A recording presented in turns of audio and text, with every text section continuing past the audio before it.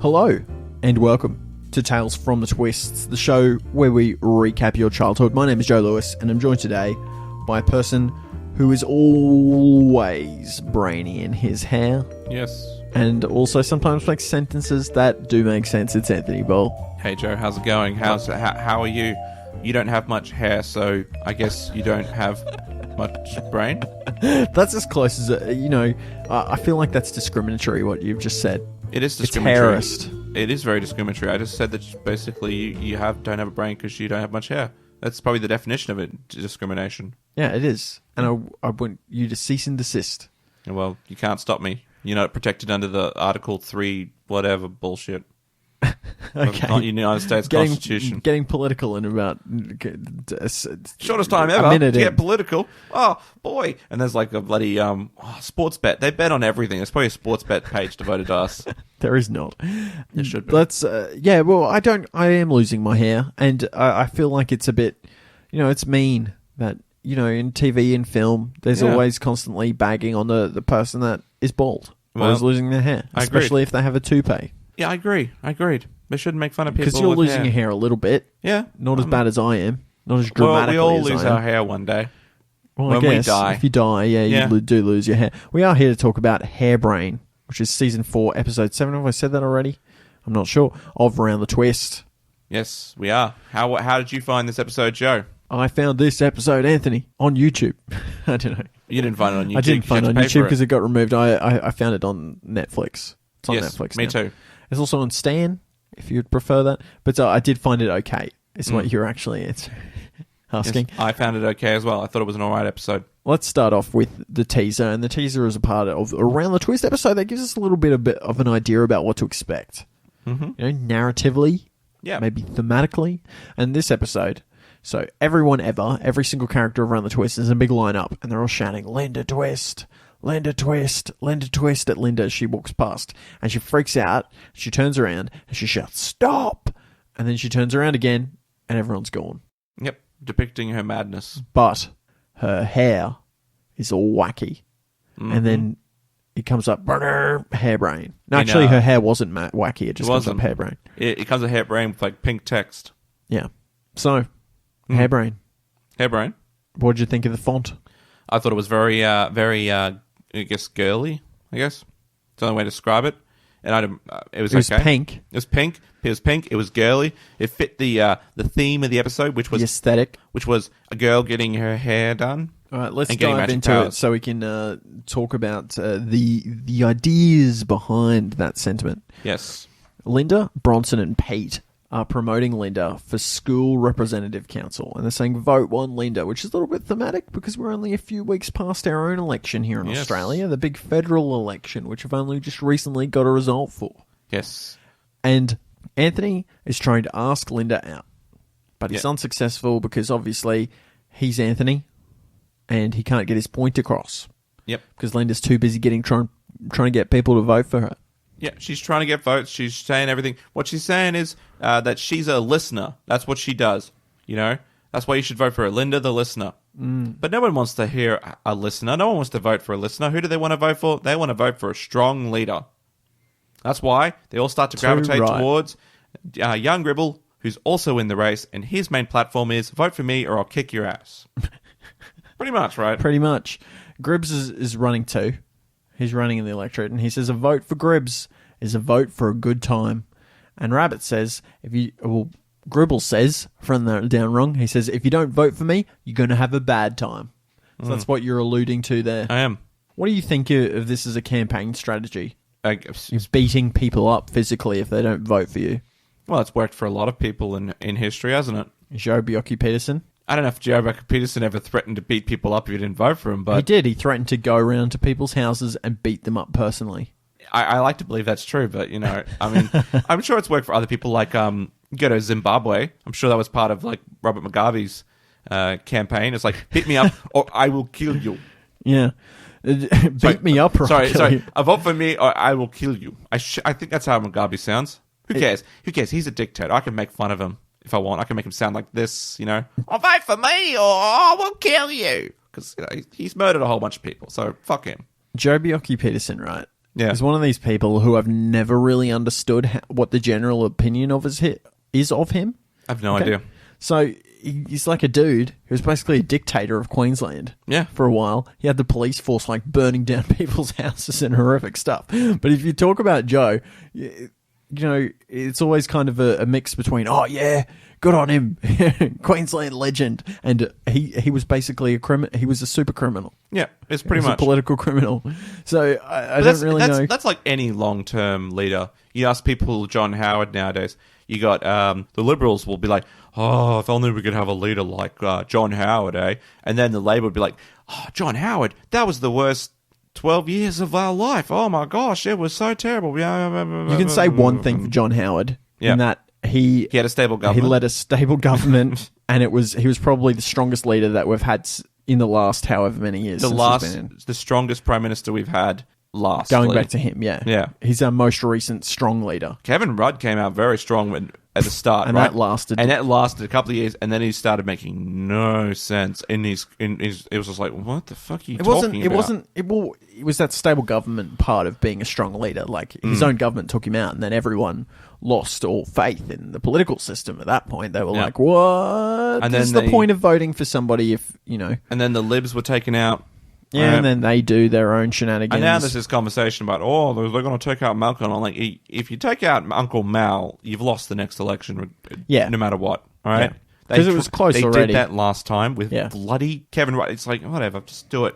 Why am I not complaining? I'm fine with that. That only helps our cause more. So if Rich Uncle Mal gets taken out before the next election, not only have they definitely lost, but they've reinforced the crossbench as well. Oh, yeah. With all the minor parties. Oh, yeah. Because it's only just feeding the fire. And, you know, a lot of people are saying, like, oh, you know, there's no place in the Senate for somebody as racist as Pauline Hanson. But, you know, that sentiment breeds somewhere. Yeah, it does. And in large part, really, the major parties have created that sentiment. Yeah, Pauline Hanson is the antithesis to basically political backstabbing. Yeah. And we're yet to see what political antics she gets up to, because they're bound to be entertaining at the very least. Since this will be out in 2 weeks' time, let's see what happens when Gabe Buckley and David Lionhelm from the Liberal Democrats enter the fray. Enter the fray. Here's hoping. Our podcast is very vocal about the Liberal Democrats, and we do support them 100-fold. We're proud sponsors. We're not really proud sponsors, but I'm a paid member of the party, so I should become a. You should be a paid member of the bloody party. Stop being a freeloader. You bloody freeloader. Anthony knows Gabe Buckley personally, so hopefully works in my building. He becomes the Liberal Democrat senator for Queensland. Yes, which will be really interesting, having two Liberal Democrat senators, because one is just banterific. Well, the thing that I say is that I thought Clive Palmer was going to be the messiah of Australian politics and to bring us from the dark ages and bring us back into enlightenment, but he failed us, and Lionhelm was the man out of nowhere. Senator Lionhelm from the Liberal Democrats Party, who's just like out of control, crazy person with some good policies, and he's just, you know, bringing us all a good time. It's just the cheeky banter train won't stop with Pauline and all of them. Oh, it'd be fun. One last thing on the Liberal Democrats thing is that the funniest thing about the Liberal Democrats Party is that one of the big battles of the most recent election was the over Medicare. Why are you reading your computer and not listening to me? Over Medicare, right? And whether the Liberals were going to abolish Medicare or not. Yeah. And libertarian policy, I'm not really sure if it's Liberal Democrat policy, is that, you know, get rid of welfare. So yeah. It's really funny that we got another Liberal Democrat senator when basically half the population was scared into voting for Labor because they thought that Liberals were going to get rid of Medicare. Well, that's the thing. We don't know. That's why you don't necessarily want to make that one of your party policies. Yeah, even though you kind of support that. Yeah. The real discussion is about pragmatic libertarianism versus ideological libertarianism. Yeah. And I'm strongly pragmatic libertarianism. It's not going to get you. You want to quickly explain that? Pragmatic libertarian it's the idea that should we compromise on any of our values, you're going to have to get elected. All right? I'm more idealistic. You're going to have to do. I'm far more pragmatic. I think you should get in there and you should try to motivate the change and then move towards the ideal. Going in there with your ideologies, you're just going to get fucking stonewalled. You know, it's not going to happen. Yeah, that's true. That's just my opinion, though. Yeah, as somebody who's kind of a political pessimist, I really just want to have somebody to vote for that kind of aligns with my values in the long run. Like, I want all these things, but I just want somebody to vote for. Because in the House of Reps this year, there was nobody on that ballot paper I even remotely wanted to vote for. One guy sounded crazy, so I voted for him. I was like, oh yeah, this guy sounds like a conspiracy theorist. You're my number one pick. Rise Up Party and what are the other guys? The ALA? The Australian Liberty Alliance. They're like straight up like racists. Like straight up like white nationalists. Yeah, okay, but like Rise Up Australia is like founded and led by like some Indian immigrant. Yeah, so and there's a lot of Indian immigrants and sorry, but brashing out the term racist just to disparage the part. I understand that they are. I'm not disparaging them for being, but it's one of the things that people. It's kind of a negative thing. Yeah, but it's basically people will go, "Oh, they're racist. Oh, I'm just going to dismiss all of their concerns." Yeah, that's what gets you a Pauline Hanson. Yeah. Anyway, but you know their main policies are stop Sharia law. I saw a sign which was like Australian Liberty Alliance support free speech, and someone was like, clearly someone had forgotten to put Sharia law on there, and they just got like this printed out A4 sheet of paper under the sign, right? And it just says stop Sharia law. Yeah, I saw that too. I'm like, God, just those parties, just stop caring so much about Islam. Fuck's sakes, Jesus. Yeah, it's not going to do you too many favors. Just tone down the Islam hate for a little bit, guys. Jesus. Anyway, it's safe to say I did not vote for those guys. The Gribbs is running in the election too, and he's going to give everyone a bad time if they don't vote for him. Campaigns, hey, there's going to be a lot of political talk on this episode. Surprise! Pete is the campaign manager for Linda, and he's trying to convince her to promote horse issues. Something very important in his electorate. Very important. It's the guy I voted for too with our local council. Did I tell that story? No, I don't think you did. It's like I didn't really want to vote for our current mayor because he wanted to expand the surveillance system. So I was like, oh, who else I got to vote for? This guy called Duffy, and I was like, one of his plain policies was like to set up a new equestrian center in Rosewood. I was like, fuck it. Fine, whatever. Build me a horse centre. We'll vote for you, mate. You didn't live anywhere near that. I don't even care about that place. But I'm like, screw it, it'll do. Whatever. It's like is it a 20-minute drive from here to Rosewood? Yeah, pretty much. And it doesn't matter anyway because... What horse are you going to ride there? It doesn't matter anyway. It doesn't even matter if I turned up to vote. 80% of people in Ipswich voted for Paul Pasali. It was like dictator levels of Paul Pasali's going to be fucking mayor for the next 10-15 years. What was it? What was the actual number? 80%. 87%. You know, there amounts. are foreign dictators that get lower percentages than that. Well, he does a lot for Ipswich, so I'm just saying. Yeah. Like there are people who are fervent about Paul Pasali, and you know, I'm mildly among that. I think he's pretty good for Ipswich. Yeah. You know, and he's always on the Today Show with his teacup collection. There you go. Which is like it's always positive, you know. Which is one of the weirdest things. He's like always invites the Today Show to come and have a picnic in Queen's Park, and people rock up at 6 o'clock in the morning to be on the Today Show, and he like brings out his teacup collection sometimes. It's like it's just great fun for the whole family. That's good stuff. So he's trying to seduce the 3 Pony Club girls. I don't know how this is going to work out in here. What's his end game here with these 3 girls? They're like Pony Club sometimes the hippies. I don't know what the go is. But they like different things. They change their interests. There's 3 of them, though, and he's continually trying to impress them all. Is he going for one in particular or all 3 of them? How does he think this is going to work out? Can he manage through relationships at once? My answer to that is... I know what your answer is, but can you be a bit more creative? It's not that. The Nash equilibrium. All right, explain for our listeners what the Nash equilibrium is. It's not related to any of this at all, but it's got to do with how the Nash equilibrium was formed, which was John Nash was out with some friends at a pub, and they were all trying to pick up on this one hot chick, and they realized that if they all went for this one hot chick, they'd block each other and they'd ruin the opportunity for all of them to get laid. So they just said, you should all go for the girls around the hot chick, right? Spend time with them equally, and you'll all get laid by not competing over the one resource. Similar idea, but not... Well, it is actually similar because you're basically competing for 3 girls. You should pick one and stick with that one. It's a completely different thing. Okay, well, you have an experience where like you talked to 2 girls and they were friends and they swapped text messages. And did I tell that story? You have told that one on the podcast before. The speed dating story, yeah. That did not work out at all. It did not, see? That's what I'm saying. But what did Josh used to say? Our friend from high school, he used to say when we were in high school that his parents encouraged him to be friends with as many girls as possible, because when you're older, you could reap those rewards. See, that's a good policy. It's a good policy. Also, I remember him saying 2 in the pink, 1 in the stink. Did he say that? Yeah, he says that now still. Okay. So, there you go. Yeah. Quality advice. Thanks, Josh, if you're listening. Josh, if you're listening. Linda says, I'm not a sellout. I'm not going to do horsey issues just so you can get your personal motivations. You know, your personal motivations have no place in a public electorate. And to that I say, you are a fool, Linda Twist. But go on.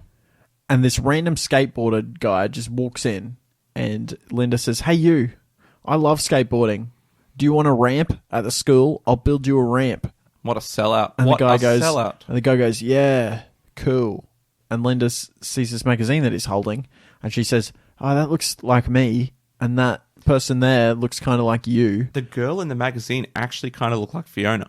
Really? Yeah, she had the curly hair, I guess. That's what Is that your only tie? Yeah, but like, okay, well, yeah, that's the tie, but it sort of looked like it. And then the skater says, yeah, except her hair is cool as, because it's really curly. Yeah, and he obviously likes curly hair. And then he rolls out, and Pete accuses her of selling out, which was obvious. But this whole thing with the skateboarder is just so left field. Yeah.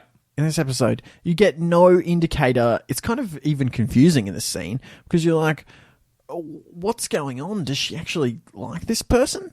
I don't know. She must. And it's just, I don't know. It like you get one of those shots. Yeah. You know, one of those cliched shots if it was a woman. Yeah. That the person is falling in love with, you know, where their hair's blowing in the wind machine and they're going, they just look glamorous and, it's, you know, we're supposed to think that this person likes them because of this glamour shot. We get nothing here. Linda doesn't even look particularly interested in this person. Yeah. Maybe she hated this guy.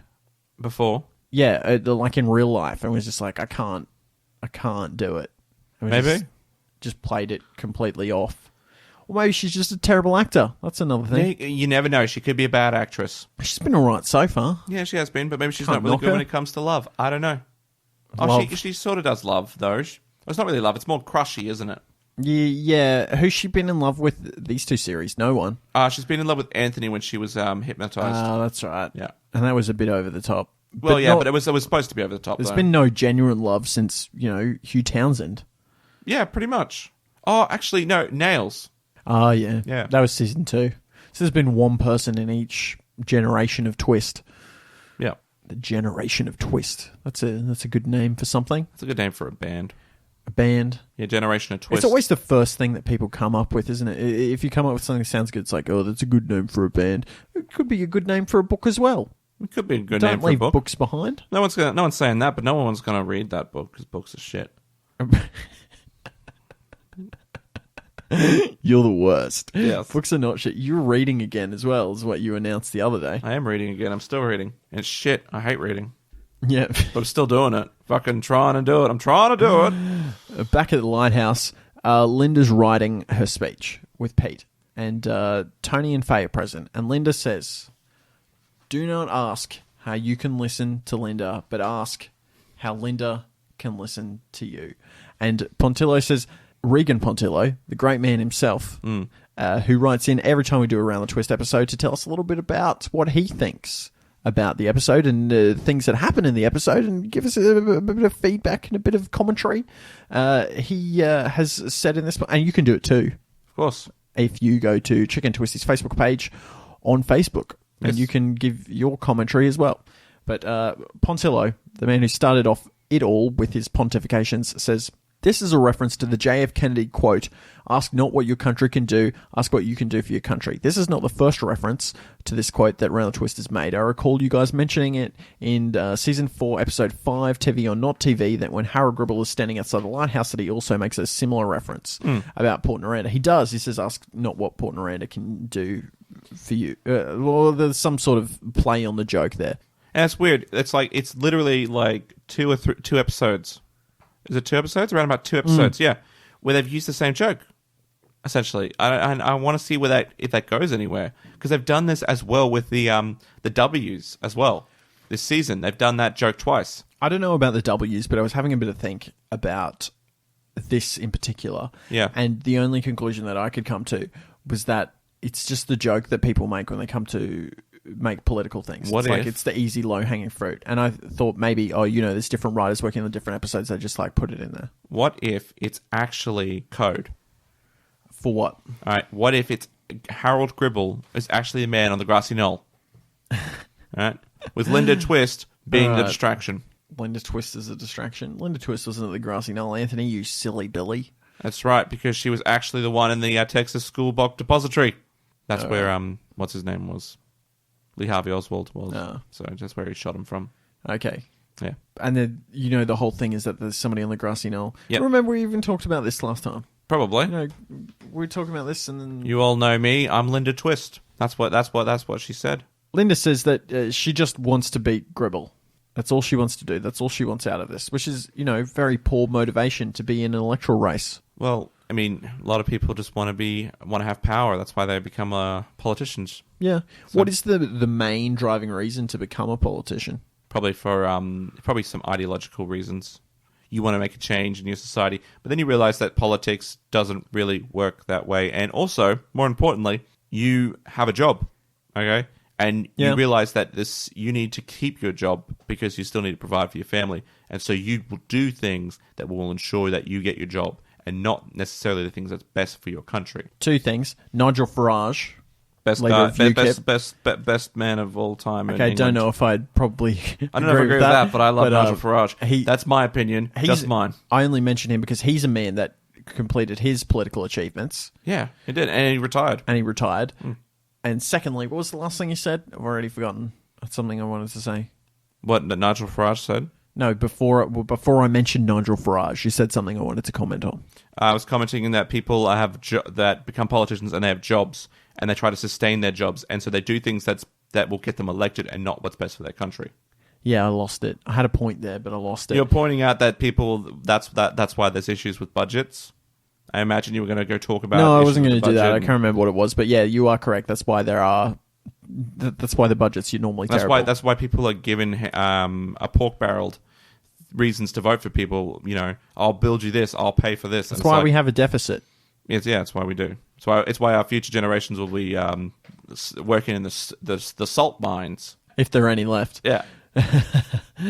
Why salt? Salt seems really obscure. And if they'll be whipped by a giant alien, I don't know, some cyborg will whip them because they need salt for their to stop the water. It needs to stop the water from the silicone chips.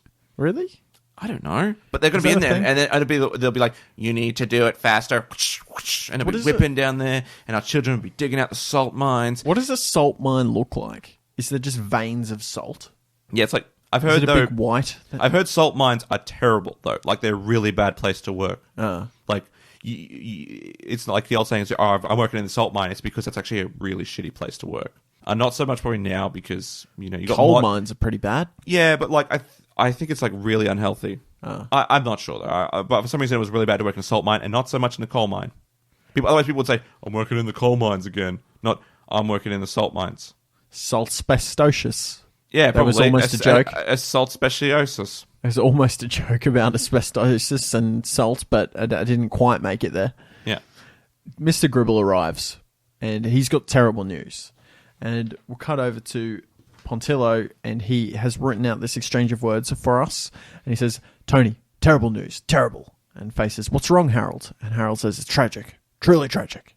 And Tony says, You're staying on as mayor." And then Harold says, "Yes, no, that's not it."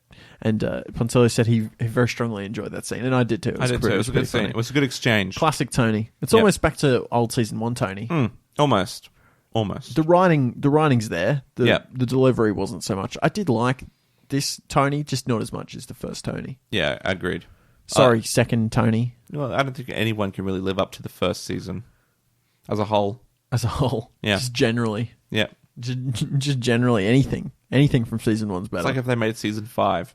Yeah. It would not be as good as any of the other previous Would you seasons. want to see a season 5? I would. I would, but like I How don't. badly? Not pretty bad. Bad enough to start a petition? I would start a petition to get one, but I'd also put in the petition, no bloody apps or something. What? No overuse of bloody new technology. I'm okay with, having some magic app that summons ghosts or some shit, but not bloody, don't have them all on their bloody phones spending half the time bloody on Facebook or something. When you set something in the future, in order to ground it in the present or in the new place, you'll often have the mannerisms of today, but it'll be overdone. Oh, we're on the Facebook. Everyone's on the Facebook. And there's just shots of all of them on the Facebook doing their thing. That's like... It usually gets too overdone. I was watching this movie that was made in the early 2000s. It was some terrible, garbage straight-to-television movie. Yeah. And this guy had travelled from the past to the future, and he got in this car with this a little bit flamboyant, chubby man. Yeah. And they're driving along, and the guy was hitchhiking, and so the chubby man's driving, and then he puts on some hip-hop, and he's like, "Oh, I love hip-hop. Hip-hop's my jam. I love the rapping." And it's like, well, this just dates this film a lot, doesn't it? It does. And it's not even very... I don't know. I have no idea what I was going for there. You were saying, like, it's too dated, and it doesn't let you... It's not timeless. It doesn't really work. And also, yeah, it was basically just topical reference for the sake of topical reference and going over the top. That's where I was going. Yeah. Getting tired. And this is I can tell this is gonna start to turn into a shit show if I can't even remember what I was talking about at the start of a sentence at the end of the sentence. It's all good. All right, okay. And Tony says, "You're staying on his mare," and Mr. Gribble says, No. It's an epidemic of concrete cancer. Yes. And I thought he was just saying, it's concrete cancer, like cancer's pretty concrete. Yeah. But he's actually just talking about concrete cancer. Yeah, he's talking about cancer in the concrete. Not concrete cancer. Yeah, like cancer that's pretty much in there. Yeah. Like solid cancer. Solid cancer, which I believe would be benign cancer, right? No, that would be benign tumours. Because they don't grow and sort of just there. They're just there. I guess it's actually, if you're a doctor or cancerologist, what are they actually called? Doctors. No, but there's a specific... no, it would depend on where the cancer is, right? It's an oncologist? Is it? I don't know. Oh, is that like a special growth doctor? Yeah, there's like a special cancer doctor. I remember that from House. His best friend is a cancer doctor. So if you're a cancerologist, tell us, is there such thing as would you ever use concrete cancer to describe something? It's pretty concrete in there. Yeah. I'm sure if you're in any field, people just like to say things. I know that's a weird thing to say, isn't it? But just in general, I was over a friend's house once, and this girl was complaining that she was an occupational therapist, or doing her practice as an occupational therapist, and she heard another practitioner say to a third practitioner that they were sick of dealing with the schizo or something. Yeah. And I was like, well, she was upset, like, oh, how could you say that? How you could say that about something? And my justification, I guess, was, it's just a stressed environment. It's a professional environment. If they work in that environment, they probably actually care about that person and just letting off steam. Well, yeah, it's why the orderlies in hospitals are usually are not super sympathetic. It's because they've seen it all. Have to, and they have to do that professionally. So when they're off, they just want to relax, or they just want to blow off some steam. Yeah, and they've probably seen some stuff. Yeah, probably. It hardens your soul. Yep, thickens your skin. Yep. Yeah, I've seen my fair share of some crazy stuff. Probably not the craziest stuff that you could see, but I've seen some. Yeah, I've seen some fair share of crazy stuff. I've seen some crazy stuff, so I feel a bit more hardened. Yeah. A bit more. People say, Joe, your heart's like stone. And I go, well, no, it's not. I'll tell you a secret. It's actually made of granite. And then I give a cheeky wink and my eye sparkles, and then I grow wings and float off into the sunset. I do that too. Before raining fire down upon my enemies. Drugs! Yeah, exactly. Mr. Gribble has hired some special doctors to inspect the lighthouse to check for concrete cancer. So I wrote down the doctors, because he calls them Dr. So-and-so, because I guess he was... I'm just going to straight up spoil this. Yeah. There's not actually concrete cancer at all. This is just something that he's made it up to try and get to something in the lighthouse, but... So the doctors are called Dr. Ployden, and he's got an assistant called Manfred. Yeah. So they're professors, apparently. And I wrote down in my notes, I would have told them to F off. which is fair enough because I don't even like the fire ant people coming around in my house. They stick bloody cards in my door saying, "Oh." One of them said, "Oh, your gate was locked," and I was like, "It wasn't locked, but I should have locked it so you couldn't get in my fucking house." Because wait, who's doing this? Bloody fire ants. They left a bloody card saying, "Oh, we'll be back because your gate was locked." Clearly, they're retarded because they didn't try to open the bloody gate. It was just shut. Didn't have a lock on it. I don't have a lock on it. Are these government people or just like human-sized fire ants that are going around getting in people's gates? I want to say that, but G'day, mate. Your gate was locked. We were trying to get in the back in our yard and try and infect it, get in that soil, get in the ground, bite some children, ruin some playgrounds. It was like government people, and they were just like, "Oh, we'll be back on Tuesday," and I thought, "Well, maybe I should landmine up my bloody yard. They'll see if you get back here on fucking Tuesday. Take a step foot in my yard, I'll tell you what." Do you remember when we were a bit younger, I went to the Eka, and they had this whole display for children. It was in the children's section, the little children's section. I was probably about 12. Yeah. And this whole display where it was basically scenes from the apocalypse. Like, shots they usually from have after those. Terminator 2. Yeah. It's just like abandoned playgrounds, like things over, like big crosses over, like picnic areas and stuff. And it's like, fire ants will destroy everything. Like, it's going to be the apocalypse. You'll never be able to go outside ever again. It's like this horror show. Yeah. This gigantic horror show for children about fire ants. And it's like, do the right thing about fire ants. And I was like, why is this in the children's section? It's a very Captain Planet thing to do. Like, scare the shit out of your children. Tell the parents to, get their act together about the fire ants. Yeah. Well, the only thing I remember about the Echo was when we were walking through and a midget came out to me and goes, "G'day, mate, you want to go on the ride?" And I just looked at him and I was like, "Oh, God, no." I didn't mean to do it to the guy. It didn't happen to be a midget, but I was just like, I was not interested in jumping on his ride. How old were you? I was like 20. That's just when we all 25? went to the Yeah, we all went together, yeah. You were not 25. This was a few years ago. It wasn't last year. I don't know. Before. It was a few years ago. We'll probably go again Campbell this year. Newman was still mayor, wasn't he? Or was he premier then? That's when we met Campbell Newman, I think. Yeah, we did meet Campbell Newman. And I shook his hand. What I should have done is slapped him across the face. Why? We introduced the VAD laws, didn't he, later on? You're a very violent person. Yeah, well, violence begets violence. Yeah, he's the ex-premier of Queensland. He got rolled out pretty quickly. He did. He lost that election really hard. Made too many enemies. He lost the election so hard. Yeah. Like Labor had less seats than a minivan, I think was the joke. Well, before that, he won the election. Yeah, by he won the election so landslide. hard, and there was hardly any MPs left. Yeah. And so when they actually won the election, the highest-ranking MP was some no-name backbencher, Anastasia Palaszczuk, who's now the premier. Yeah, pretty much. Because she just it was just like, well, I guess you're the boss. Because you're the longest serving person, I guess. Yeah, because all the rest were nobodies. Yep. And because there was 7 of them. Pretty much. So they're like, well, I guess you're the boss. And so there's all these long-term serving MPs that didn't get in the last time that they didn't make it. So it was like, all right, there you go. Mm-hmm. And now Queensland learned to never sell assets. Yeah. That'll cost you an election. Because people don't like that. Apparently. Anyway, the scientists, they bumble around and they start checking for concrete cancer. Later on, Linda rocks up at the hairdresser. Okay? And she says, I want a new me. She wants to look different. She wants to pander to the skateboarder.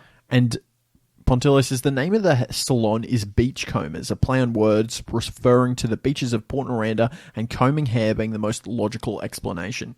The actual definition of a beachcomber, for those who aren't familiar, is a vagrant who makes a living by searching beaches for articles of value and selling them. Sounds like an interesting concept for a TV series, ABC? ? Sounds like something that a friend of ours would be interested in watching. Be a reality TV show. Okay. Yeah. There's actually, I have seen... It's like Antiques. It's not Antique Roadshow, but Bargain Hunt or whatever it is. Oh, God, what's that show? American Pickers. It's like American Pickers, except on the beach. I have seen a pilot episode for a comedy TV show. I can't remember if it was ABC or even Australian. Maybe it was American, of these 2 guys that are metal detectors. Yeah. And they go around and metal detect things, and that's the show. Yeah, that sounds like a really interesting show. They detect it's a comedy. Metal. Yeah, well, they're not just detecting metal. It's just like, oh, here, there's some metal here. Oh, good find, mate. Let's keep walking. Yeah. You leave that metal there for the next person to find. No, they like pick it up. They find watches and stuff and gold rings and they sell them. That sounds really funny. I'm laughing already. Yeah, I can tell you are. What the people do? What's their job title describes? Well, I don't think that's the job title. I think it's just a hobby. Just got to stop me there, Joe. Fucking humor all Right, the way. calm down. No need to be a bit of a negative Nancy. Negative Nancy. So Linda's asked for a new me at the hairdresser, and the hairdresser is a blue-haired weirdo. This is what I've written down in my notes. But she's new to her job, and she promises to do a good one.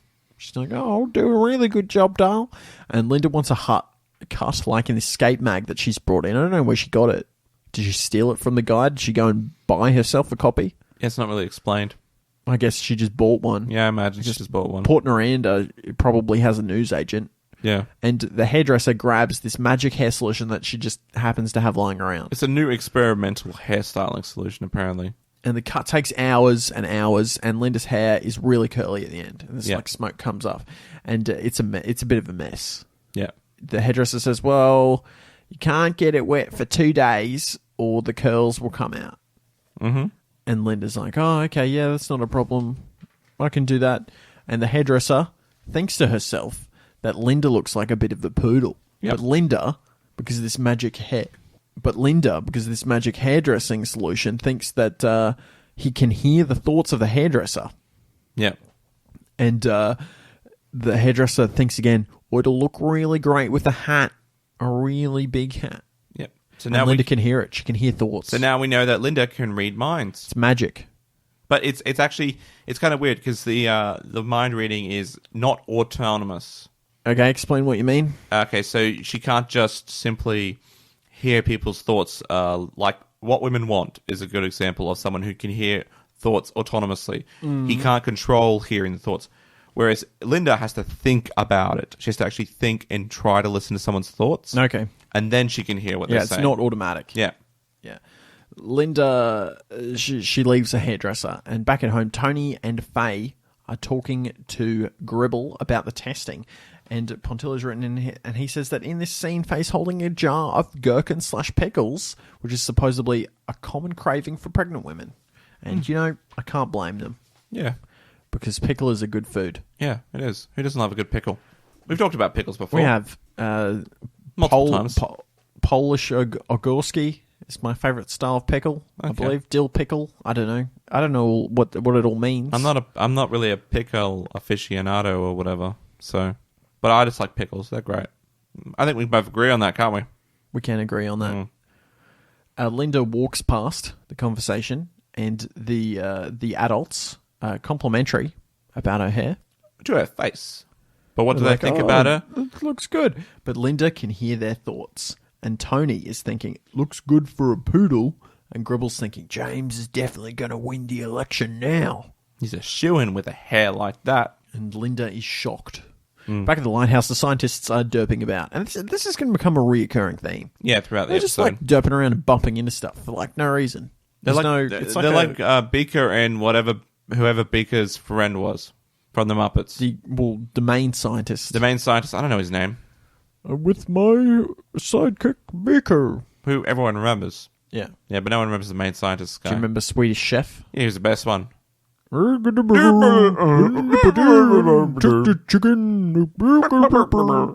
was great. So, and that's how Swedish people really talk. That is how they talk. They usually story. Yeah, I went to Sweden last year, and they were like, when we know this, right? Why would you just go on the podcast and tell lies, Anthony? Why would you do that? I don't tell lies. I only tell truth. So they're derping about, and then inside the lighthouse, the twists are having dinner. And Linda is listening to other people's thoughts, and Bronson's saying, I'm hungry. I'm very, very hungry. I did like that Bronson's only thoughts were, I'm hungry, I'm hungry, I'm hungry. Just over and over again. Like, he's such a one-track mind person.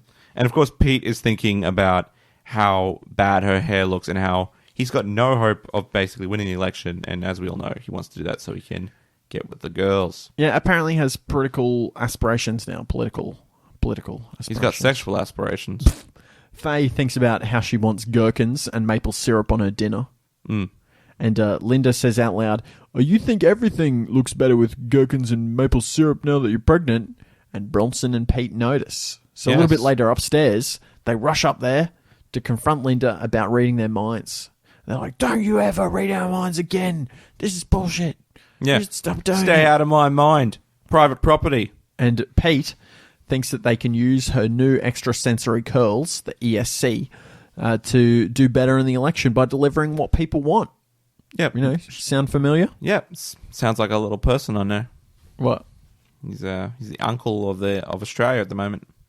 Do you think Uncle Mal is using curly hair to read people's minds to be able to deliver election promises? Well, he's trying to deliver election promises by reading people's minds. Let's be honest here.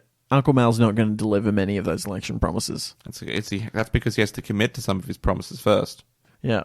And he couldn't commit to anything. And Linda says no and pushes Bronson and Pete out of the room. Mm-hmm. No, I'm not going to do that. That's terrible. And the mysterious knight appears and says, "Oh, you changed your hair. It looks good. It looks all right." And Linda says, "What are you doing here?" And Knight says, "Oh, I can't trust you. I can't trust her." And Linda says, "Of course you can. I'm a politician."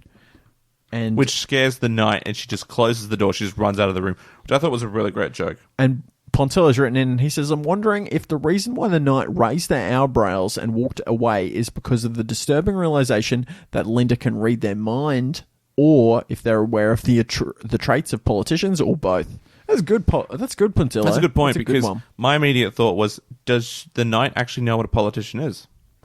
Yeah. Why would she? Well, you don't know what she actually is. Yeah. But you'll find out later. She's an Atlantean. Did you know that? Well, if the name of the episode is like The Atlanteans or some shit. Yeah. So she apparently turned out she's an Atlantean. Yeah, you spoiled it for everyone. Sorry. The knight is from Atlantis. Yeah. Yeah, so they spend the time thinking about the meaning of life, basically. So I assume she would know. So she would know what a politician is, and she probably doesn't like them. Yeah, probably not. But it's a good question. It is a good point, because I thought, it was a pretty low-hanging fruit, the politician joke. Yeah. And it's good that Pontillo can see a little bit of a bright spark. He can see the apple that's higher up on the tree. Yeah. He can see it up there. Yeah. And it's a shame that Around the Twist writers can't always grab it. Maybe even though we love them. Outside, next day, scientists are derping around. Cut. That's it. That's all we get. Pretty much. They're just like derping around, falling off ladders and stuff. Around, doing this shtick. Tony is talking to Linda and thinks that he feels bad for not having enough time for the kids and will have less once the baby's born. And Linda hugs him and says, "Don't worry about it, Dad." And then out of the window, the scientists fall off the ladder. Hilarious. Yeah, it's just the Nickelodeon doopity-doop stuff that I hate. The slapstick, just so much. Yeah, it's almost like I'm watching Ghostbusters 3. Yep. Almost like that. You're supposed to, laugh there. It's funny because they're all women. It's not because they're all women. I fucking know. It's because they've turned, a dry, sarcastic comedy into a slapstick fest. That's exactly that. I haven't seen the movie, so I can't really say anything. I haven't seen it either, but from the trailer, I feel like a bit of a knob saying must be that. But I have to see it before I can really comment. I'm not going to go and watch that. I'm not going to pay to watch it because I have no interest to see it. Well, how are you going to watch it then, Anthony? I'm just going to download it illegally. There's a watch list for you. You're on a watch list now. You pricks. Sony love to catch pricks. Yeah, they're all about the pricks in and around their mouths. Yeah, but it's because they are pricks. Yeah. They love it all around in their mouth and stuff like that. Bron and Pete enter wearing tinfoil hats, and Bronson says, "Careful, Dad. She's a mind reader." And Tony says, "What are you, baked potatoes?" Yes, and Bronson says a pretty great Bronsonism, which was refers to as an equation of privacy, as to what Linda is doing to him. Yeah, more equations of privacy. Mm-hmm. Is this where we're up to here? Yep. And Pete says, "Yeah, Linda, foiled again." And okay, this is Pontillo's note here. It's a pretty good one. To further contribute to the theory that Pete is homosexual, perhaps he wore the tinfoil hat before Linda was able to read his homosexual thoughts and feelings. Oh my God, that's such a good idea. He's trying to hide it from her. Wow, Pontillo. Fontillo's buying in on your ridiculous theory. He's not buying in. He's helping contribute. That's gold. That's gold right there. See, if he gets with the girls, then he can have a beard, as you said in a previous episode. We all learned what a beard was. Linda can't read their minds anymore, and so they're like, all right, let's go to school.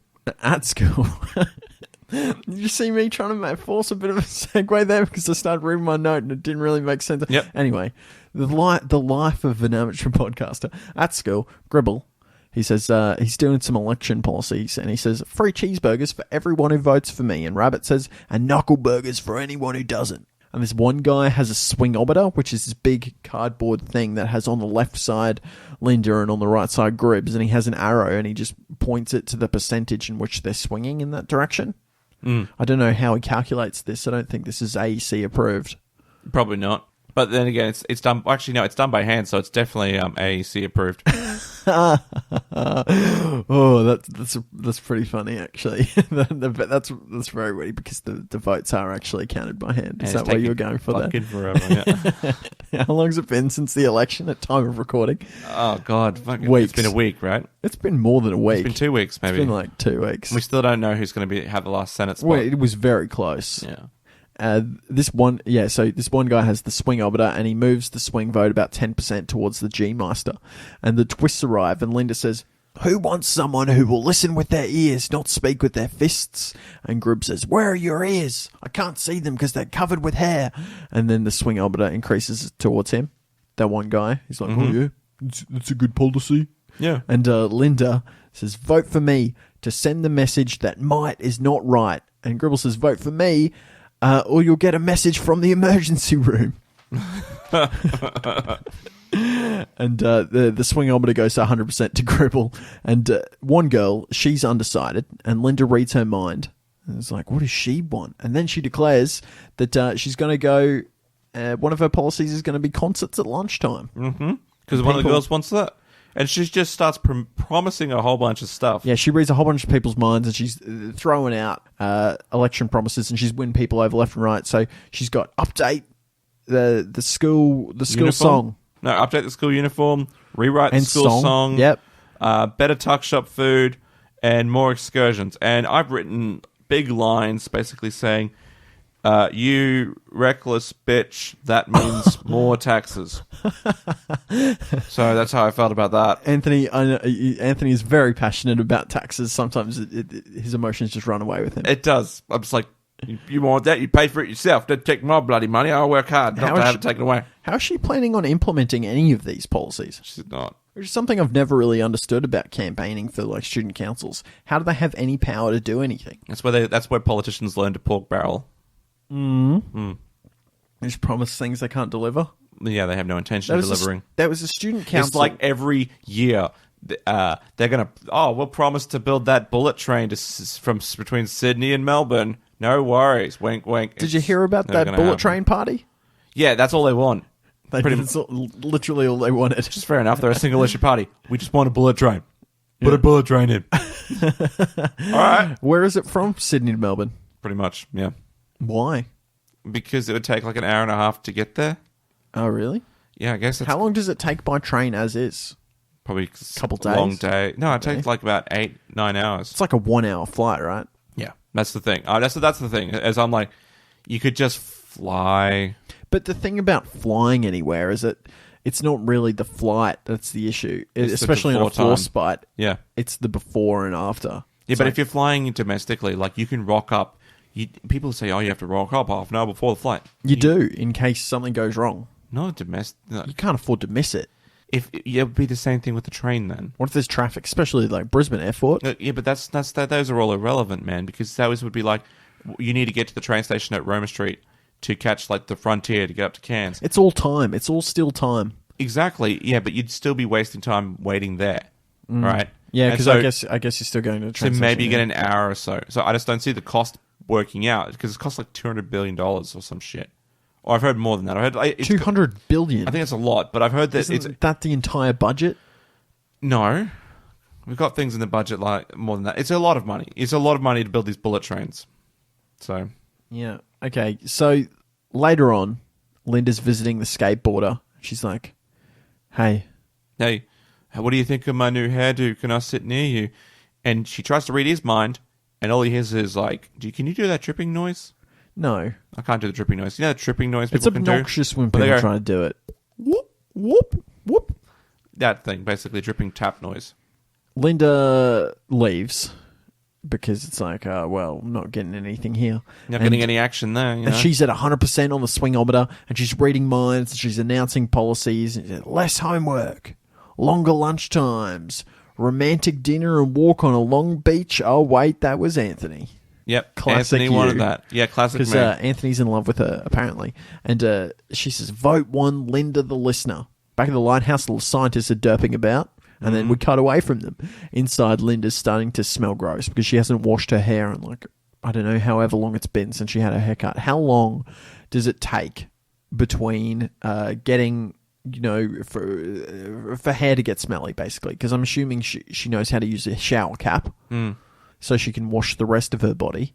But how long would it take for just, your head/scalp to get smelly? Oh, I would imagine. Well, which considering that she's wearing the product in her hair. Well, she hasn't. I don't think she's done anything to it. Well, then it's probably gonna take like a day or two. Not even that, because like hair product stuff. Have you ever done that shit? Like No. to a girl, right? I've done that with my wife. Like basically to help dye her hair. Wait, you've done what? Help dye her hair. Right.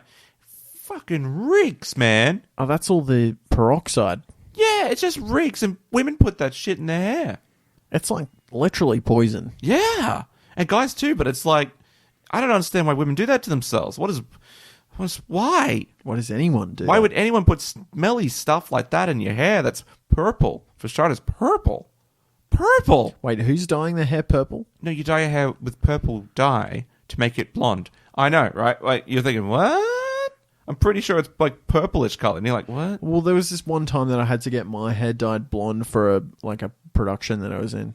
Really? When was this? When we were in school. I think we were about 16. Were you doing Pygmalion? No, it wasn't for a school production. It was different. I didn't really like it. Fair enough. Yeah. Fair enough. Inside, Linda is starting to smell gross because she hasn't washed, and Tony confronts her about the smell, says, hey, you're getting pretty smelly here, Linda.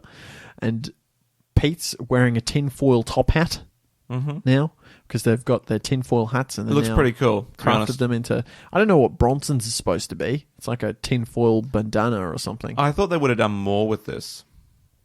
Just change them up, have different tinfoil hats. No, I every thought time like you see them. the tinfoil hats would have played a larger role in the show. I just so wanted like to maybe see them. Gribble would get his dad to make like free hats or something, like really cool free hats, and they'd give it out to students, and they'd put it on during the debate. Everyone's blocked it out. Yeah, it would block out, and they wouldn't be able to hear what she's saying. But then she might have done something like, can we take our hats off for the national moment of silence or national anthem or some shit? Yeah, and then they forget to put it back on. Yeah, but then they didn't do anything. Bronson grabs his suckometer and sucks her smell. And sucks it in. He's going to keep it and bottle it up. At school, Linda tries to sit next to the skateboard man, but she stinks too much.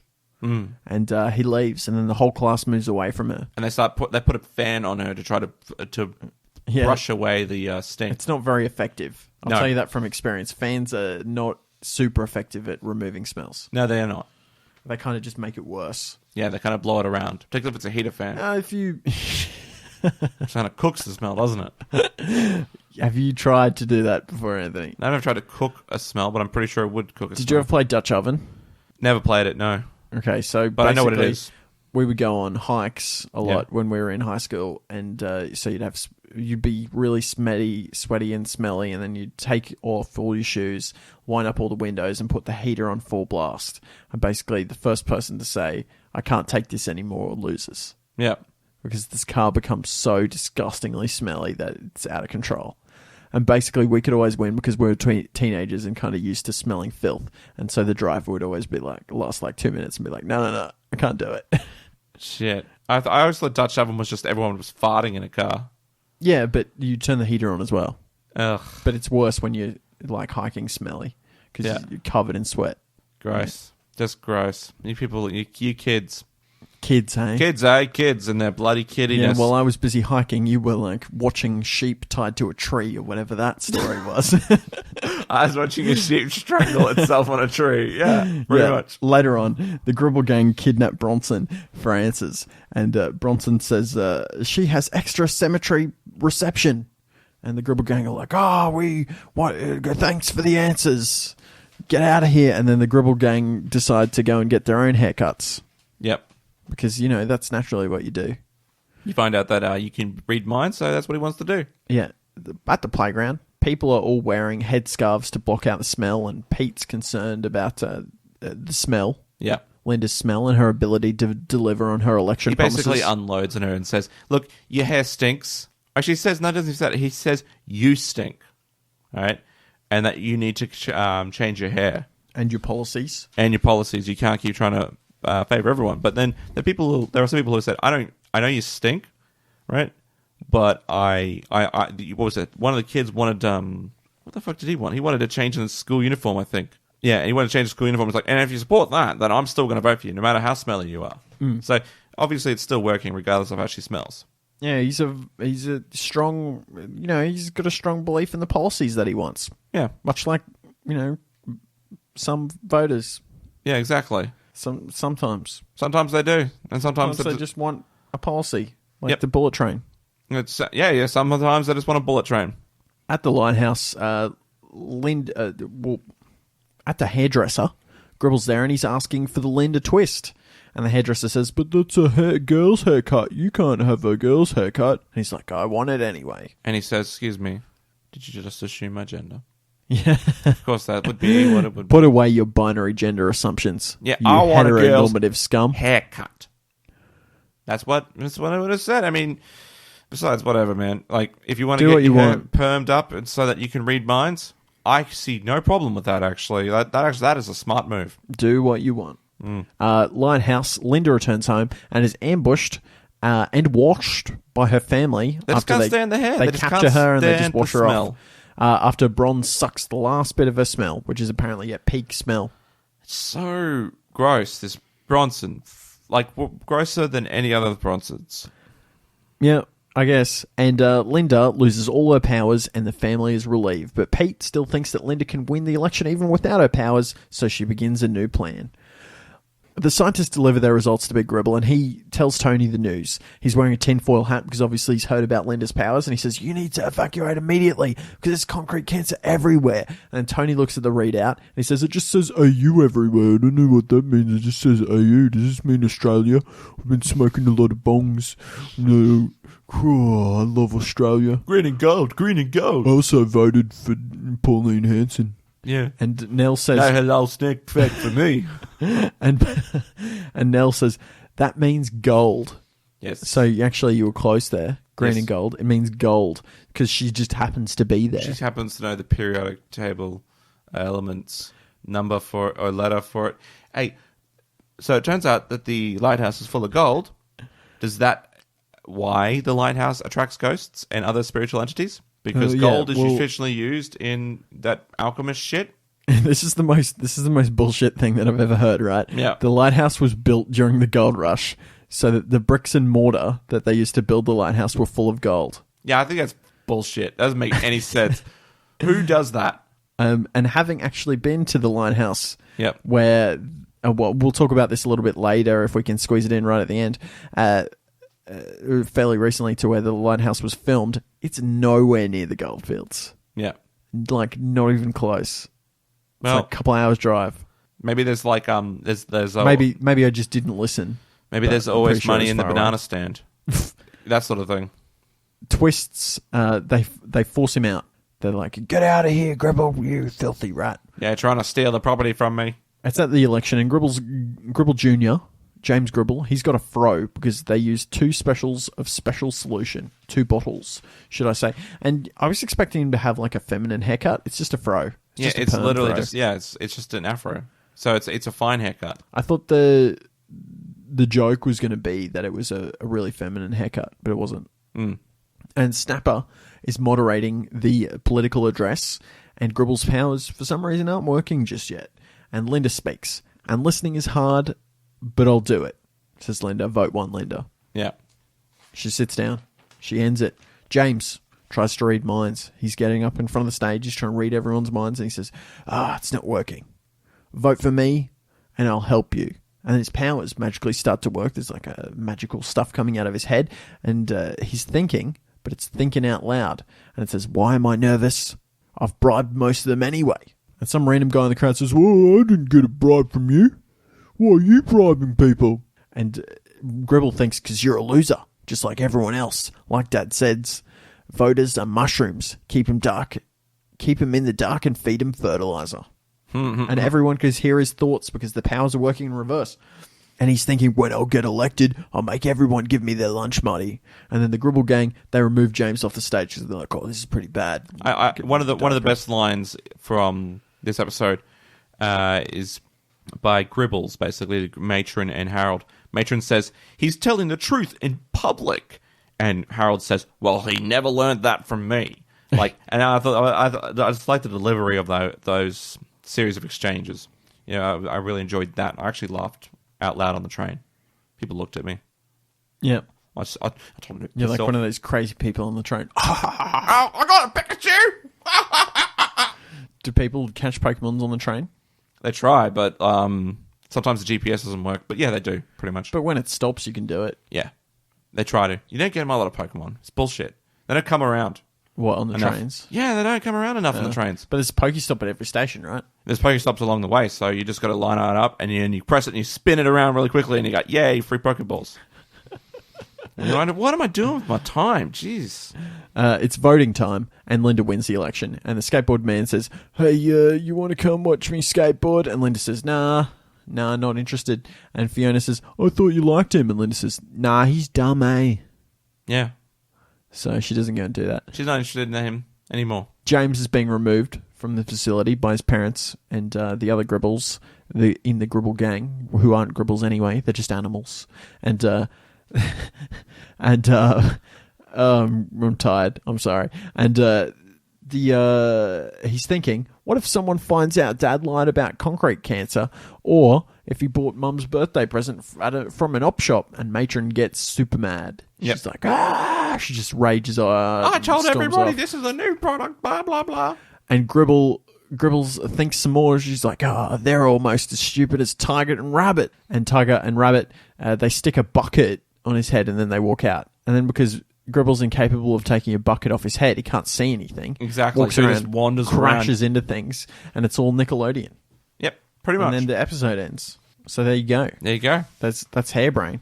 We got a summary from Regan Pontillo, and he says, interesting concept on the origins of ESP. It makes me wonder what's in that curling solution. Maybe an organic substance derived from the magical forest where the yuckles grow. That's a good point. That's a good one. Didn't even think of that. Logical storylines that were easy to follow and understand without raising too many questions. 8 out of 10 bowls of spaghetti with gherkins and maple syrup. Yeah, good. So thanks for that, Pontillo. That was a great job today, as always. Mm-hmm.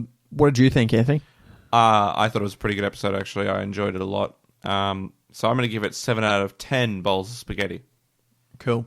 I thought it was A-okay. Yeah. I wasn't that into it. I think there were a lot of missed opportunities and a lot of low-hanging fruit. I'm giving it 6 out of 10 bowls of gold-laced spaghetti. Yes, that sounds delicious.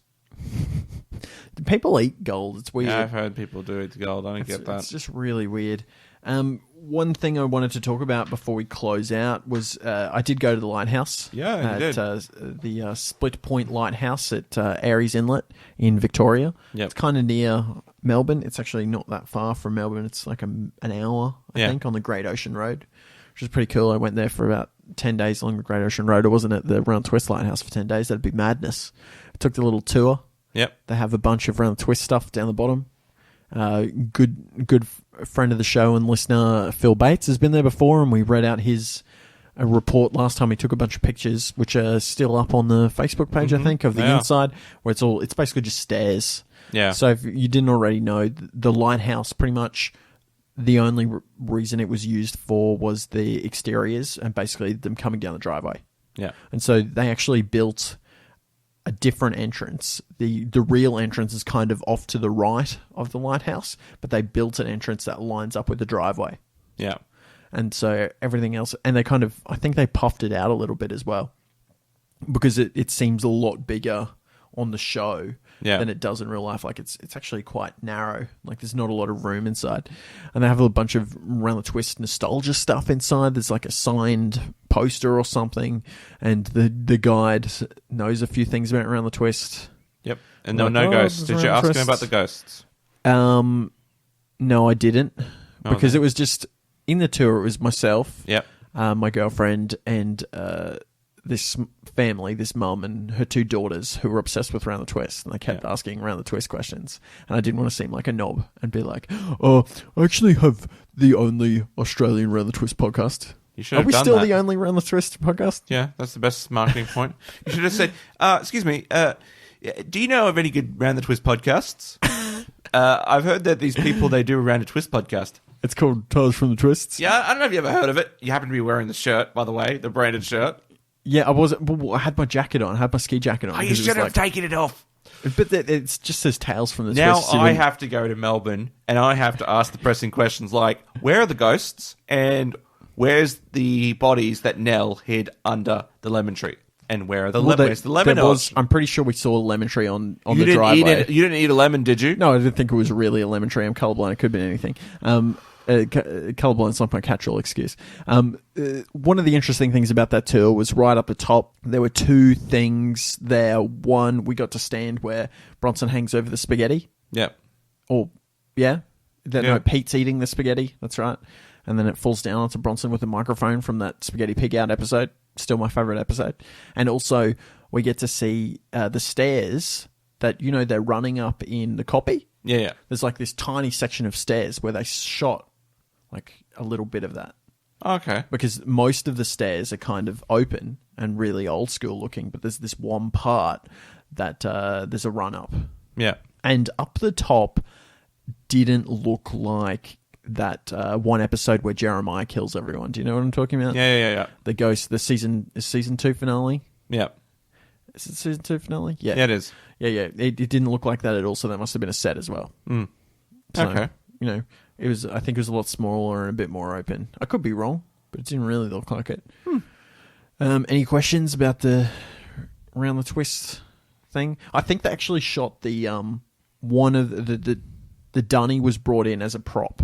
Really? Is what I heard, and that was actually shot there on that cliffside. But I think a lot of the other cliffsides were shot somewhere else because the beaches and the cliffsides don't really look like the cliffsides that are on that area. I could be wrong, but they look a bit different.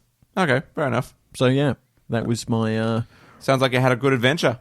Round the Twist lighthouse adventure. You felt like it, and I missed the opportunity to go to the school as well. I've actually been to where the school was shot when I was younger, but we didn't go to that area of Melbourne because that's at like Williamstown or something.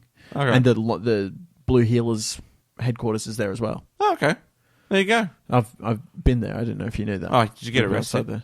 No, I didn't get arrested. You naughty boy. It just looks like a house. Basically just looks like a house. Oh, really?